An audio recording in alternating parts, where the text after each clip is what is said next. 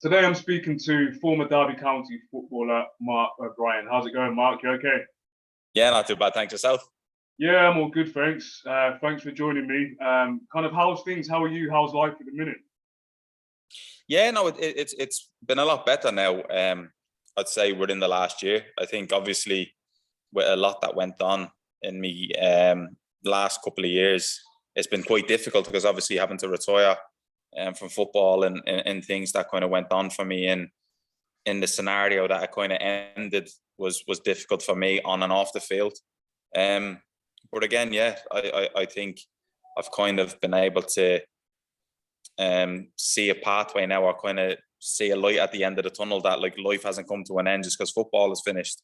Yeah. And I'm starting to develop myself that bit more. I'm starting to become a lot more comfortable around different environments, or just become a lot more comfortable with knowing that there's more to life than football. And that's something that I struggled with at the beginning because it was my life. And now I'm able to see the better side of stuff and to appreciate things a lot more. And like I say, things now in recent weeks, months, I've been so much better. Oh, that's amazing. And kind of what are you up to nowadays, if you want to just let everyone know? Nowadays, I've started keynote speaking and also public speaking, where it's something I developed by the story that I've got over the last 12 years of my life. Going back to when I was 16, having open heart surgery and getting told I'd never play football again, to then have an 11-year career and making the best of a bad situation. Now I've had injuries along the way in the career that I've had, as you do, but I think I was like properly equipped with stuff from having open heart surgery at 16 that allowed me to be mentally tougher than I actually thought I was going through my career.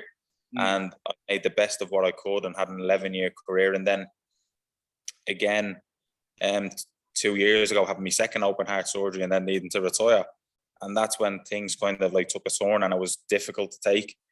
And I found myself depressed. I found myself anxiety. I found myself in a really, really bad place because football was gone. And not only football was gone, but when you have doctors telling you outright that, in the nicest way possible, to saying it, to be so blunt, that I should be dead, is kind of difficult to take. But I kind of took the time out to work on myself. I took time out where I've expressed myself that bit more, and I opened up to a lot more people. And Newport County as a club helped me out massively. The academy, the physio who's here, Tom Gittos. There was another physio who was here, Lewis Binns, Michael Flynn, Wayne Hatswell, like all of them at the beginning.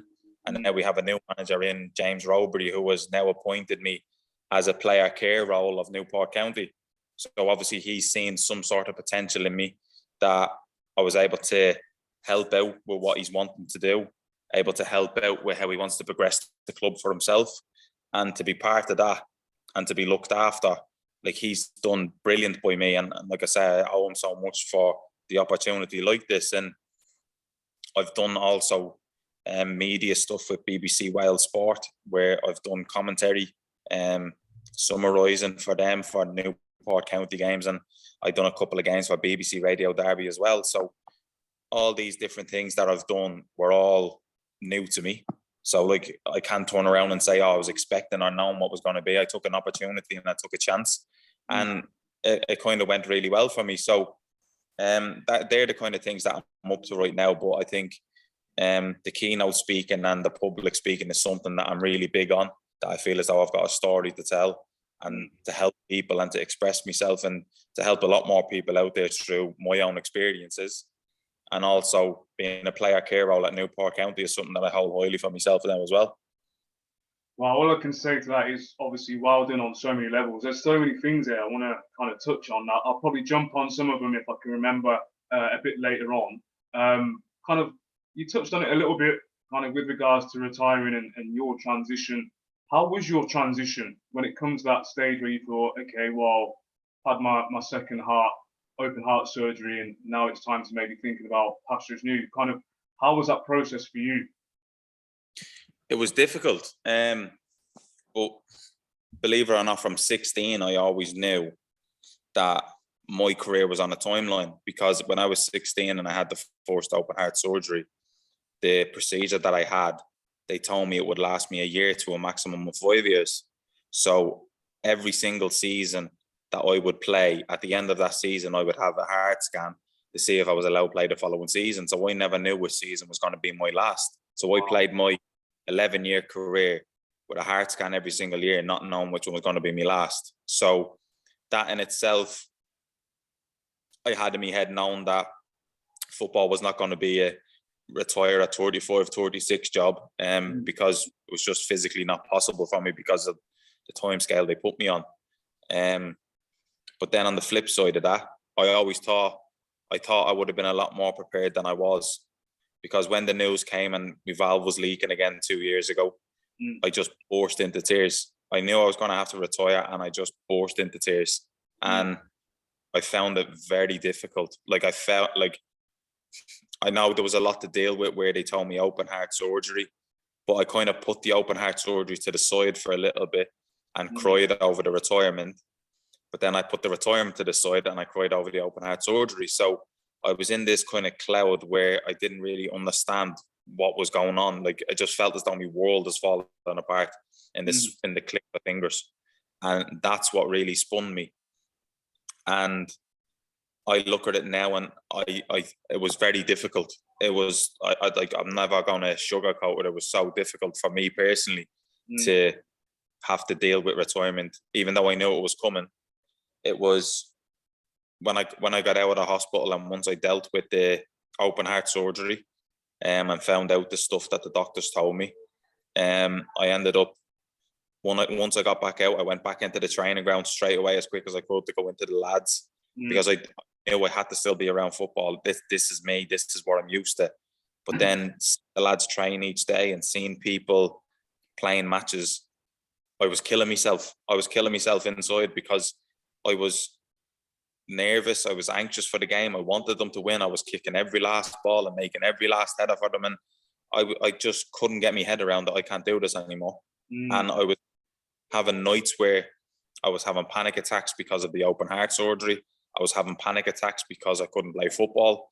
I was having anxiety because the game, I had no control over football anymore. Whereas I'd be before each game, and you'd go out and you want to play, but you knew you had a say in what the result may or may not be because I was out there playing. Whereas now I was able to be nervous for the game, but I was nervous for the full 95 minutes because I wasn't able to control anything. I couldn't go out there and be like, oh my God, I would have told him to come here, and I just couldn't do that anymore. And I just couldn't get my head around the mentally. And I really struggled mentally. Like, mentally is something where even for something so simple as exercise, I get told by doctors, okay, go on out and cycle on a bike, or go out and walk, or go for a jog. And unless I have someone telling me what time I should do it in, how fast I should do it, should I push myself, should I be doing this, what I was used to, I said I didn't know how to exercise, which sounds silly saying it, but I didn't know how to exercise for me, because I've never done it on my own back. I've always done it off the back of a fitness coach telling me, a physio telling me what rehab to do, or a fitness coach telling me what weights to lift. And all of them things, I never knew. I was molded so much by football. It was basically life. And I really struggled with the whole transition. Like, I like, even till this day, like, and I'm not going to sit here and say that I'm reformed and I've cracked it and I'm away from that. I still have times where I'm like, do you know what? I wish I could still be out there. Like, honestly, I really wish I could be out there. And I don't think that will ever leave me. But the difference is I've accepted that I'm not going to be out there now. Whereas before I accepted it. And when I couldn't accept it, it was where the problems came, because I kept trying to grab back at saying, I just want to be the old me. I want to be the fit me and the person who was a captain for Newport County. I want all them back again. And what I was wanting could never happen. And that's why I was always losing a fight and battle. Whereas once I've accepted it all and I've kind of progressed my way around that, where I look at it and say it could always be worse now. Do you know what? even though I can't play, at least I can still be there and be involved. If I can't play, I can still be around the club. If I can't play, at least I can still go watch, because for me, it could have always been worse. And I've kind of settled myself in a way where I can see things differently. And now I can see, right, how can I help people in another way? If I can't help them out on the pitch, how can I help them beforehand? How can I help them as the game's going on? Or how can I help them in a build-up and just sit and talk to people in the role that I'm now, which, like I say, I owe a lot to James Robury, the manager, who has seen that in me and given me the opportunity. Wow. Again, all I can say to that is kind of amazing stuff. It's very commendable, and obviously you touched on so many different things there that kind of makes you look inward, makes you think about your own scenario, and puts everything in perspective. And I think from what you said, the most important thing that I can pull from that is, without being too, say, blasé about it, is at least you're here today, you're alive. And that's a massive thing, and that allows you to not only tell your story, but in telling your story in whatever way you see fit, it's only going to help other people as well, because there'll be somewhere someone in the world will maybe be going through something that you probably went through, and you'll be able to assist them moving forward. So again, kind of amazing stuff, and I'll keep an eye out going forward, because you obviously mentioned the keynote speaker and stuff like that, and that's something I want to talk about a bit later on as well. Talk to me about your transferable skills then, because obviously you've been through so much on and off the pitch there, so you must have kind of transferable skills that are suited to other career paths. Yeah, like, it was funnily enough that, like, when I've sat and I've spoke to a lot of people about this, everyone has the perception of footballers are people who kick a ball around. Like they've left school early, they haven't got any education, they're not clever enough to go into a job, like they have everything gets handed to them. And yeah, it's understandable where the perception of that comes from, but the way I've seen it and how I've been able to kind of bring my skill set to a different kind of setting of work, is that the way I've looked at it is that in football, I've always thought that football teaches you great communication skills. In a leadership group scenario, in a team environment where you will work hard for your team, whatever team you're with, that's who you work for and that's who you work hard for. You've got great discipline, because in football, you've got to follow a diet, a strict regime, a training regime to keep fit. And I look at it and say, that's something, if you put into another skill set, into a company or into a job, somebody would love that, to know that you can trust and rely on somebody when push comes to shove, they've got your back. And it's the same with work ethic. A footballer has great work ethic for what he wants and for the job that he's doing. And like you say, you put someone in that same skill set of somebody who works in an office, if you have that same attitude and that same work ethic, you're going to get the best results. And I just see it as, it's the same with myself now. I've come across a lot of having to be open and having to be honest and having to be, like I say, well spoken, or I can communicate well with people. But I've only learned that through football. I used to be really shy when I was younger, when I first moved away, and I used to be where I can't speak to many people, speak when spoken to. Whereas now I can express myself that bit more and I can talk up for myself. And that's down to football, being in the environments that I've been in to help me do that. And now if I was to go to another business or another job or anything else that I have down the line, I know I could speak for myself, and I know I could talk up and I could speak clearly. I can speak openly. I can speak me mind, but I can do it in a constructive way. And I think that's what football has learned me. And like I say, there's just so many things that football bring you as a person. It gives you life skills that I don't think you can read from a book. Life skills that you wouldn't just learn from, as I say again, read from a book. It's all stuff that I think you have to go out and live it. And when you're a footballer, you do live them life skills. If you, even for a pressure situation, if you go into a job and you're under a pressure situation, now you take it back to say you could be a footballer that has played in a World Cup final, have played in a relegation battle, have played in a promotion battle, have played in a title winning or an FA Cup final or anything. Now that's a situation to play in. Yeah. Now, but if you put that skill set into an office or into something where something's on a deadline, or somebody is progressing themselves, or somebody needs a deadline in, and you are under a lot of pressure, or your company's under pressure, you know that you've got someone who can handle pressure. It might be a different thing and you might feel uncomfortable because it's not normal for you, but you know when push comes to shove, you've got that nerve in you to handle pressure. And that's something that comes with football as well. So there's a lot of transferable skills for football that I feel that you can transfer to any walk of life in jobs. Yeah, 100%. I'll second that. I've spoke about it on previous podcasts before with other guests that I've had, and we kind of, when we're involved in our chosen sport, we kind of just see it as, okay, well, it's a day to day and you just get on with it. But you don't realize the kind of skills that you're kind of picking up along the way. And if you've been in the industry, as we tend to kind of start 6, 7, 8 years old, and if you're kind of lucky enough to have a long career, you could be in the game for 15, 20 years. So you've got all that kind of period in your life where you're learning new skills, you've got all of those things that you've experienced, and they are transferable to a different environment. And whether you choose to stay in that chosen sport or whether you move completely left field like I did and do something completely different, you can always take those skills with you. As we know, obviously, as athletes, we all have different stories regarding retirement and how we approached it. And some people can retire through kind of their own choice, like I did, and some people maybe through injury or whatever it may be. So with all that in mind, do you think retirement should be approached in a different way?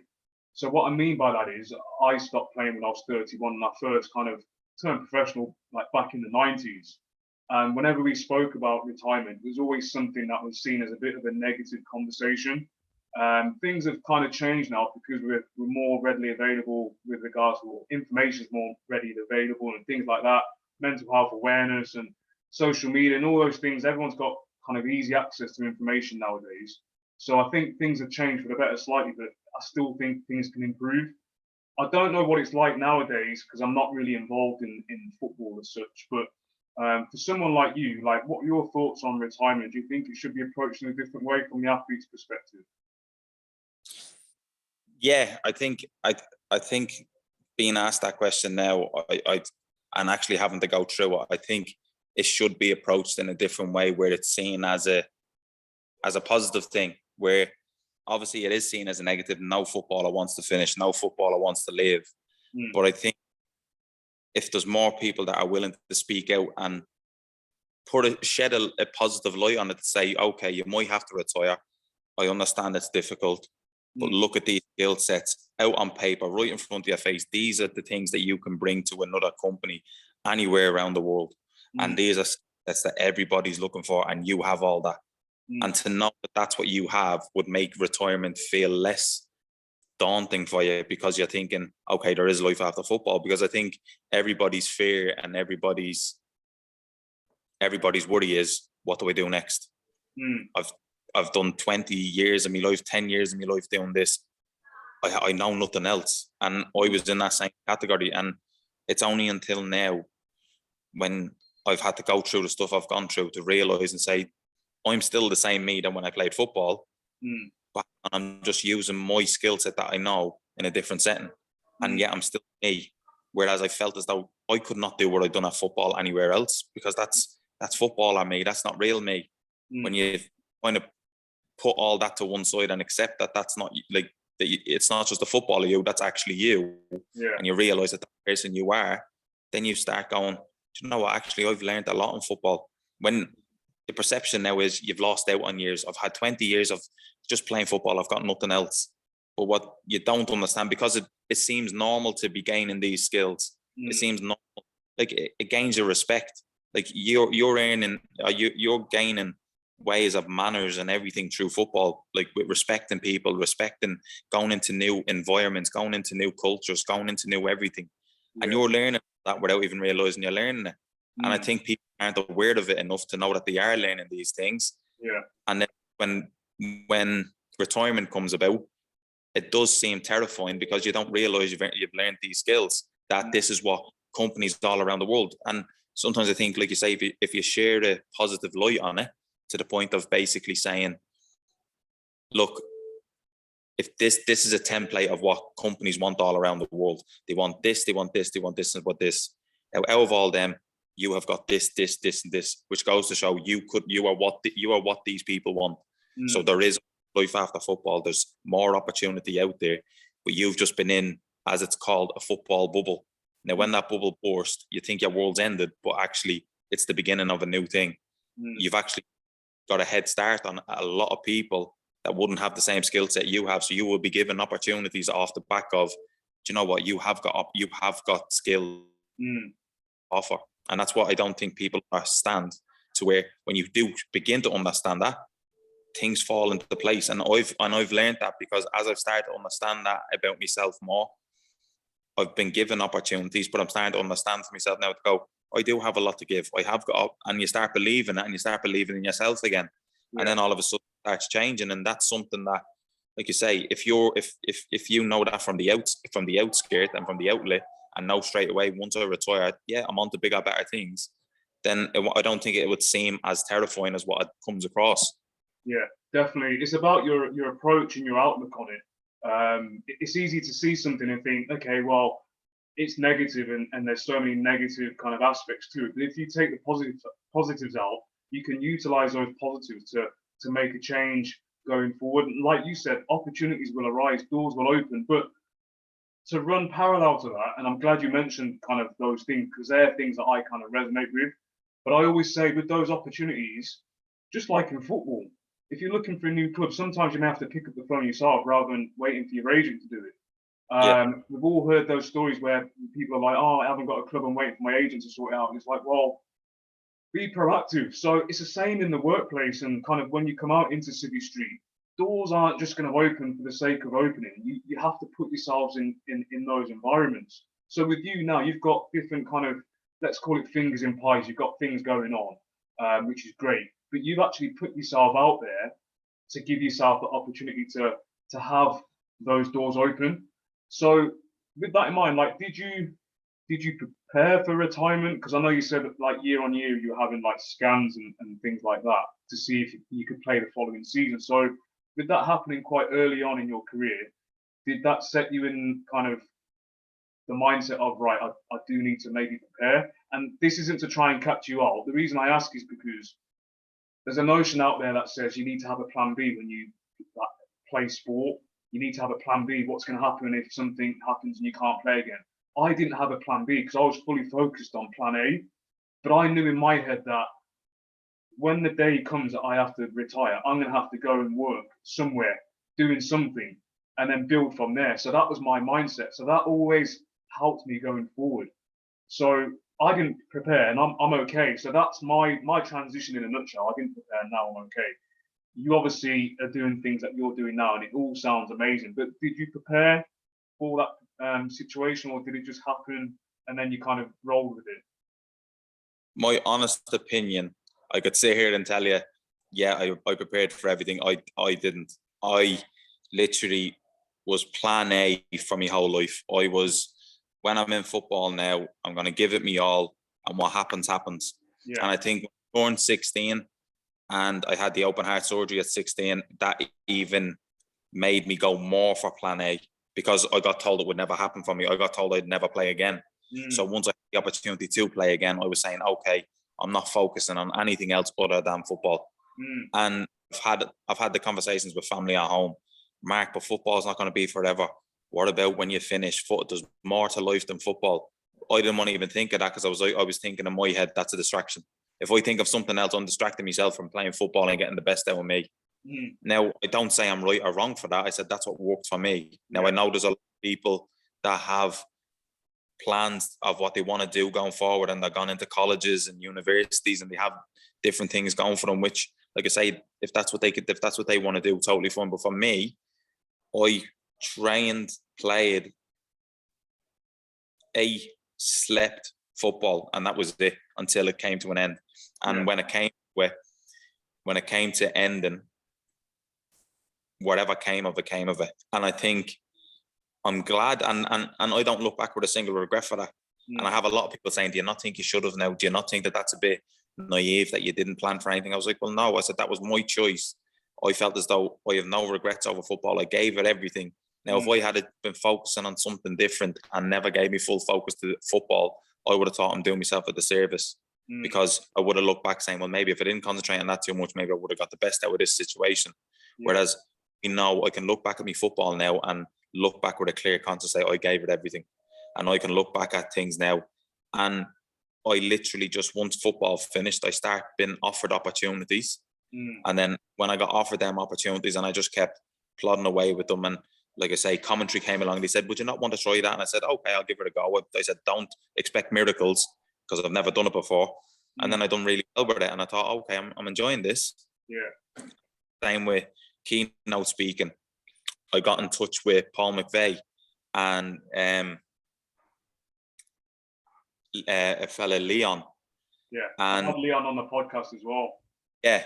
And Leon himself was somebody that I spoke with the two of them on a Zoom call, and the both of them spoke with me about my story, and they were saying, what is it that you want to tell, or what is it that you want to get yourself into? And I said, like, I want to do keynote speaking. Yeah. And then because they've been doing it for years and they're masters of it, and look at they know everything that they're doing. Yeah. So like Lloyd and Paul both sat me down on the Zoom call and basically said, okay, tell us what your story is and let me hear you speak.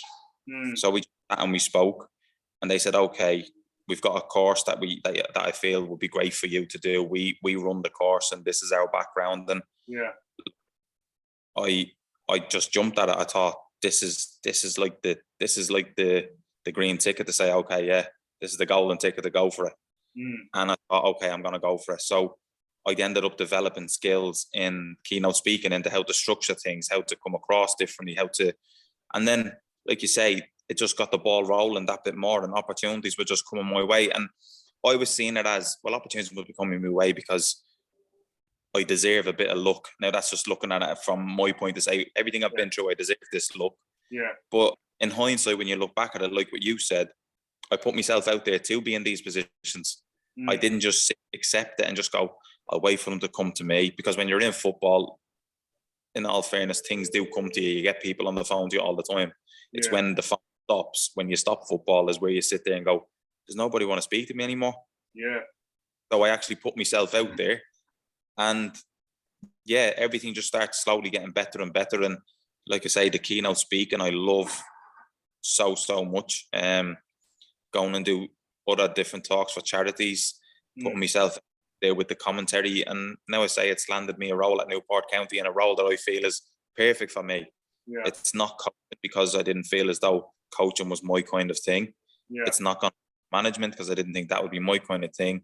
But now down to help people and progress people, not just in a footballing aspect, but actually as a personal aspect for the stuff I've been through.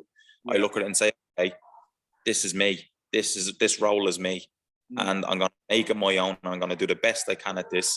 And I'm actually excited for it. And that's something that I had to put myself out there for, to show what I'm made of. And it has paid off for me. Yeah, definitely. And I think just going back kind of a couple of minutes, I think when it comes to your chosen sport and kind of when you're immersed in it and you may be thinking about transitioning, retiring, or whatever stage you're at, it's about doing what's right for you. So what I always try and tell people is, you can't try and emulate what someone else has done, because their process may not be suitable to your kind of personality and what your kind of your ambitions are. So I always say there's no right or wrong. If you've got a plan B, brilliant. If you haven't, then don't be that one in the dressing room that thinks that, oh, because your teammate's got maybe a qualification or a vocation or a coaching badge and you haven't, you're not inferior to that person. Sometimes a plan B can go wrong, and then what happens? You need a plan C. So it all depends on how you kind of look at it, really. And I agree with everything you just mentioned there. Going forward, then, do you think more help's needed for athletes when it comes to kind of transitioning and retiring? Say that again. I just missed that one.